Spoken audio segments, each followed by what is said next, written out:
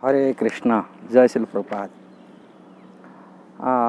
हमें अगला जीवन में हमको कौन सा शरीर मिलेगा, हम कैसे जानेंगे?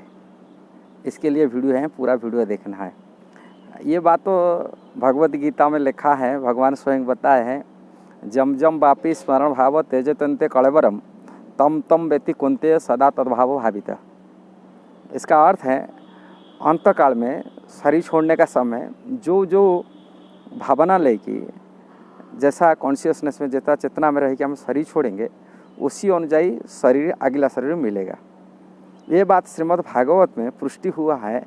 भरत महाराज जी का था। भरत महाराज ऋषभदेव भगवान के पुत्र थे और कृष्ण के महान भक्त थे, किंतु अंत में उन्होंने अंतिम समय एक हिरण की शावक को पालन पोषण किए और अंत समय हिरण के प्रति इतना आसक्ति हो चुके थे, अब मरने के समय, शरीर छोड़ने का समय, और हिरण का चिंतन आया। हिरण चिंतन आने के नाते उनको अगला शरीर एक हिरण शरीर मिल गया। ये उदाहरण श्रीमद् भागवत में दिया गया। इसलिए अंतकाल में कैसा भगवान की शरण आ सकता है, इसलिए भगवान बोलते अंत, ये बात भगवान स्वयं अपनी श्रीमुख में कहे, अंतकाले च मामेव स्वर्ण मुक्त्वा कलेवरम जब प्रायति समद्भाव जानती ना अत्र संशय। इसमें कोई संशय करने का दूर बात नहीं। जो अंतकाल में मेरा स्मरण करके शरीर छोड़ेगा वो निश्चित मेरा धाम को प्राप्ति करेगा, मेरे को प्राप्ति करेगा। कृष्ण को स्मरण माने कृष्ण के धाम, उनकी लीला, उनकी परिकर, उनके पार्षद, ये सब विचार करके शरीर छोड़ना पड़ता है। इसलिए भगवान बोलते हैं केवल खाली अब कभी शरीर छूट जाता है। इसलिए अर्जुन को बोलते हैं तस्मात् सर्वेषु कालेषु, हर समय में, कालेषु मामेनुस्मस युद्ध च माम अनुस्मरम युद्ध च, युद्ध क्षेत्र में भी युद्ध करते लड़ते हुए भी मेरा स्मरण करो। तस्मात् सर्वेषु, सभी का समय में, सभी काल में मेरा स्मरण करो। का मर्जिया पितो मनोबुद्धि मामे वैसे असंशय, संशय को मत करो, मने असंशय निसंदेह तुम मेरे को प्राप्ति करते। अपनी मन बुद्धि अपने विचार मेरे में लगा करके यदि आप शरीर रहते हुए और यदि मेरा शरीर छोड़ता है, संशय विहीन वो मेरे को प्राप्ति कर लेगा, मेरा धाम को आएगा।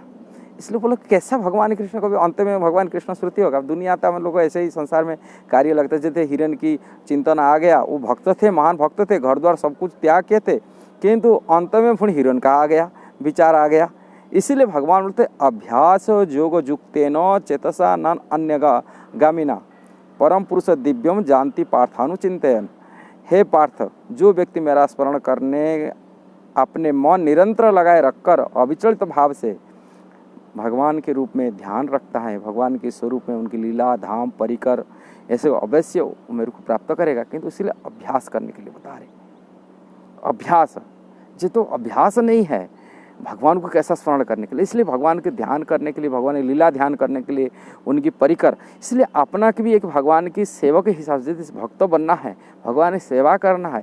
वो अपने को भगवान की के सेवक, उनकी माता पिता रूप में हो, उनकी सखा रूप में हो, उनकी दास रूप में हो, उनकी अपनी प्रेयसी रूप में हो, भगवान के साथ एक सेवक को स्थापित करते हुए, भगवान की सेवा में लगते हुए, ध्यान करते हुए यदि व्यक्ति शरीर छोड़ता है, वो भगवान की लीला में जाकर नित्य परिकर बनकर उनकी सेवा पात्र बन जाता है। यही है सहज उपाय है, किंतु उसको अभ्यास करना होगा। अभी शरीर जब तक शरीर सुस्त है, सबल है, अब मानसिक दशा ठीक है, तभी चिंतन करने से होगा। अब मरने का टाइम में तो कोई घर परिवार चिंता आएगा, घर परिवार की बीवी बच्चे का चिंता आएगा, नाती पोते का चिंता आएगा, व्यापार बिजनेस की चिंता आएगा, वो कहाँ होगा? इसलिए ये सब चिंता को छोड़ कर की कृष्ण की चिंतन करने के लिए, कृष्ण की विचार को लेने के लिए सदा सर्वदा कृष्ण की लीला, उनकी कथा, उनकी मैंने मन को लगाना पड़ेगा। ये बात अभ्यास करना पड़ेगा, तभी भगवान के धाम में जाके उनके पार्षद परिकर सरिकर मिलेगा।